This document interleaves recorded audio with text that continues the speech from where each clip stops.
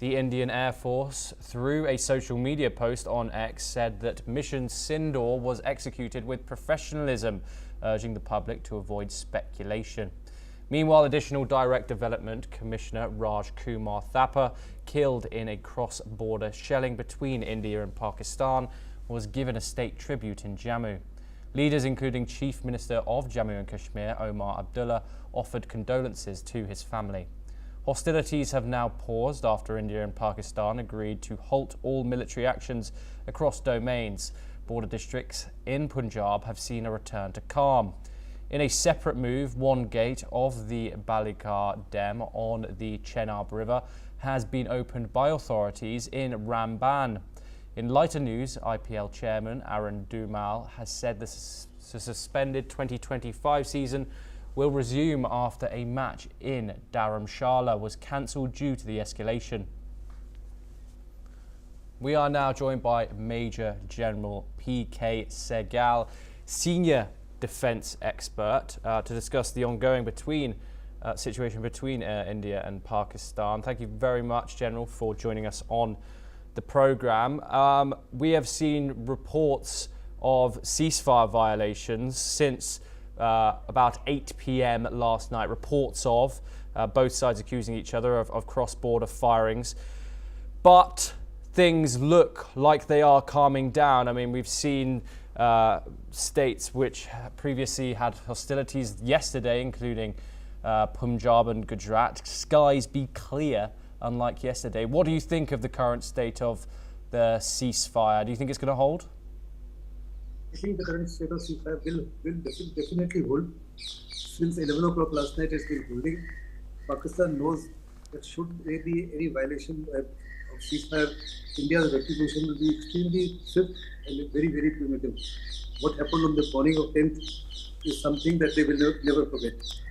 And what the world has seen in the last 2 days is an absolute resoluteness, absolute stunning leadership of the government, the political will, the might of the Indian Army, the professionalism of the Indian Armed Forces, and the competence of the Indian Armed Forces. What actually happened in the first 72 hours is something that the world has never seen. The only other army in the world which possibly could do something similar is the Israeli army.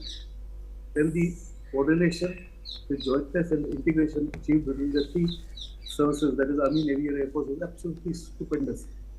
The role of the Navy, though not visible, also the Navy played an absolute crucial role.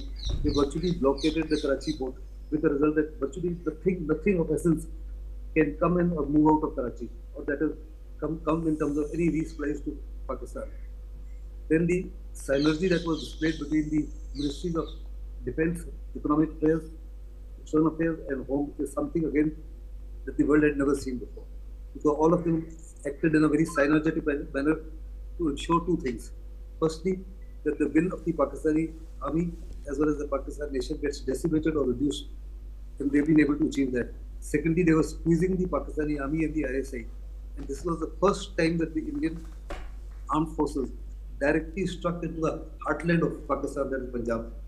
We destroyed several airfields of theirs, thereby virtually making them completely vulnerable in the sense that air defense equipment that was deployed there, the Chinese radars, were all destroyed and devoid of their air defense resources or air defense protection. They are virtually naked, and India can absolutely hammer them.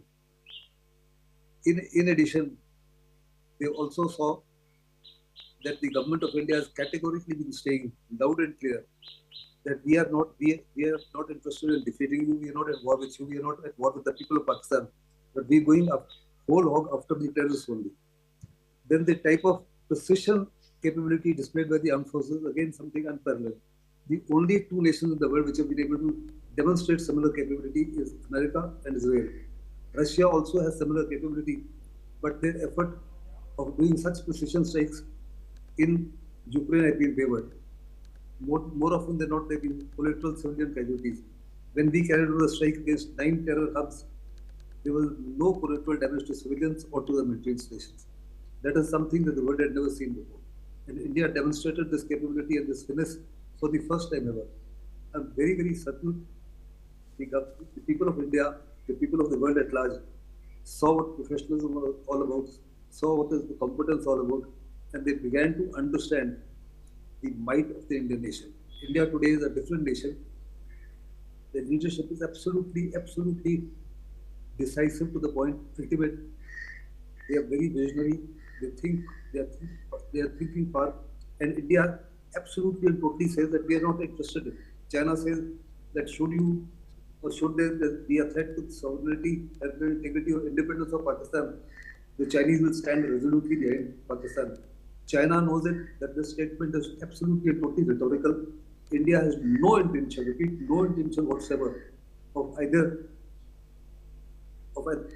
occupying Chinese territory, sorry, Pakistani territory, or challenge their independence, or even solve any major, occupy any major assets of Pakistan. We have no intention of doing that. We don't want a war, but we have to, there has also been a paradigm shift. India categorically told to Pakistan and to the world at large that there is a doctrinal change. Any act of terrorism hereafter that originates from Pakistan will be considered an act of war, and India will do exactly what they are doing now to ensure that terrorism comes to an end.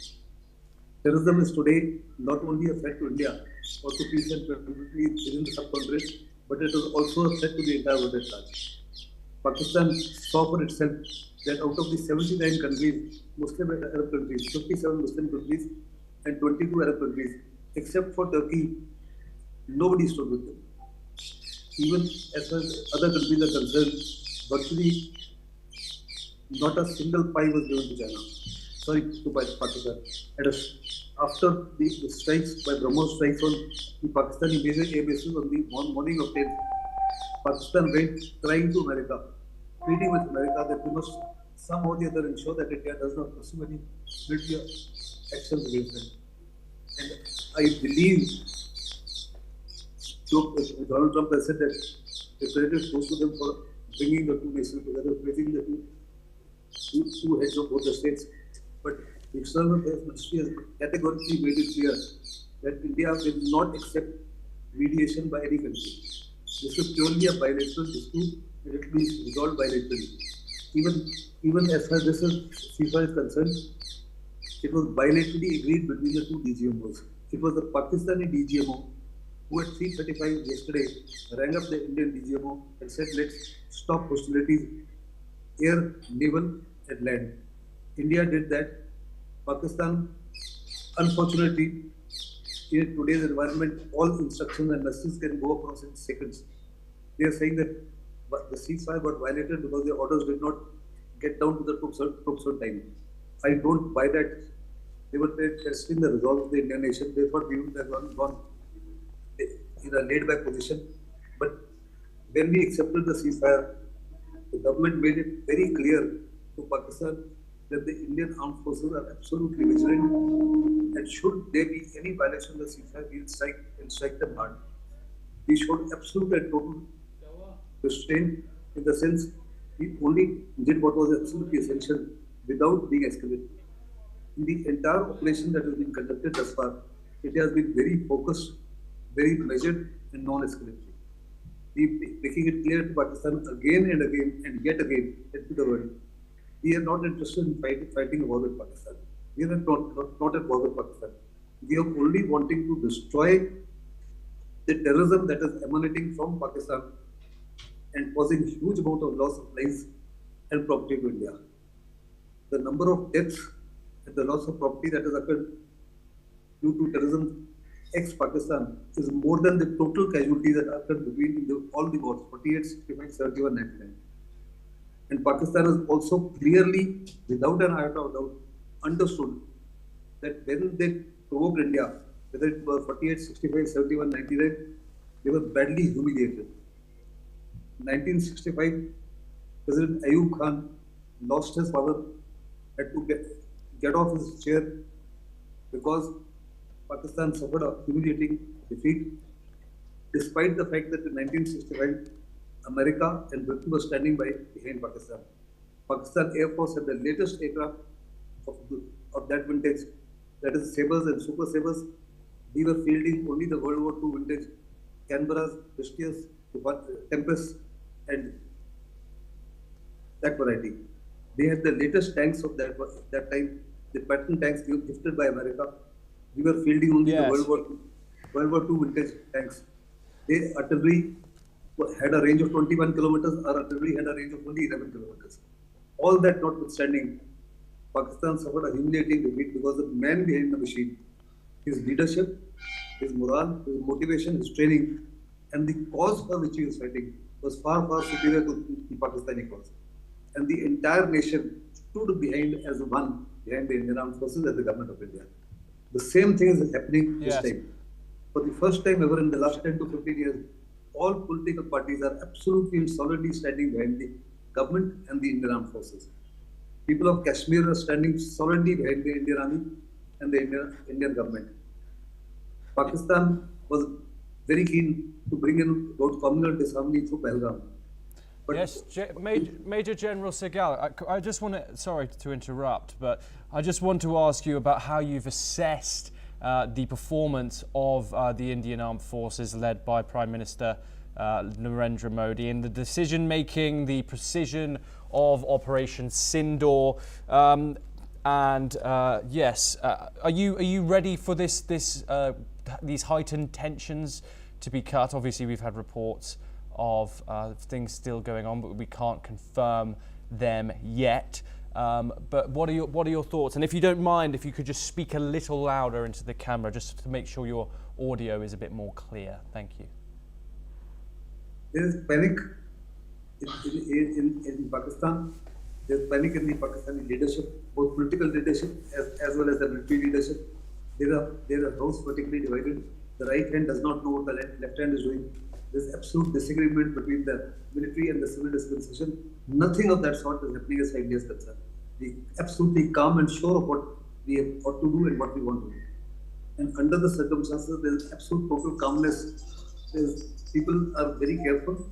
There is no sense of panic anywhere, whether in the border areas or in the hinterland or even in New Delhi. And if there is absolute calmness that is prevailing, we are thinking through every issue to the ultimate. We are looking at what we are wanting to achieve, what is the political aim has been clearly enunciated to the armed forces by the Prime Minister. And thereafter the naval, army and air force plans are dovetailed to achieve that political aim. We've also kept in mind, should Pakistan violate the ceasefire and should they take the next accelerated step, what are the measures and the steps that India is going to take? At every point of time, we are very conscious of the fact that both India and Pakistan are nuclear nations, and any nuclear standoff between the two countries would be a catastrophe for the subcontinent and a suicide for Pakistan. But that notwithstanding, we want to assure the world that we have no intention whatsoever of allowing Pakistan or escalating to the extent that Pakistan is forced to use a nuclear weapon.